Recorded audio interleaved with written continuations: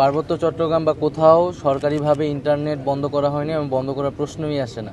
সেখানে বিচ্ছিন্নভাবে কয়েকটা জায়গায় মানে কিছু সমস্যা হয়েছিল, সাময়িকভাবে কিছু জায়গায় কিছু বন্ধ ছিল এবং সেটাকে খুবই ফুলিয়ে ফেঁপে বলা হচ্ছে যে ইন্টারনেট বন্ধ হয়েছিল।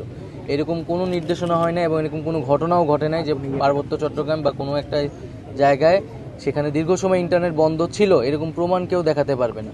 সো এই বিষয়টি আসলে সত্য নয় এবং ইন্টারনেট বন্ধের বিষয় বা এই ধরনের সমস্যা কিছু সরাসরি সেখানে যারা আছে জেলা প্রশাসক আছে তাদের সাথেও আমি কথা বলেছি এবং ওখানে ভুক্তভোগী কেউ থাকলে কোথাও যদি এই ধরনের ঘটনা ঘটে আমরা বলবো যে আপনারা যথাযথ কর্তৃপক্ষের সাথে এটা যোগাযোগ করে জেনে নেবেন এবং আমরা এই ধরনের কিছু অভিযোগ করার ক্ষেত্রে যাতে সম্পূর্ণ সত্যটা জেনে তারপরে এটা বলি, এটাও আমার অনুরোধ থাকবে।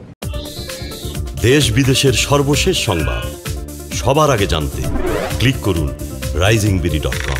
প্রতি মুহূর্তের খবর অনলাইনে।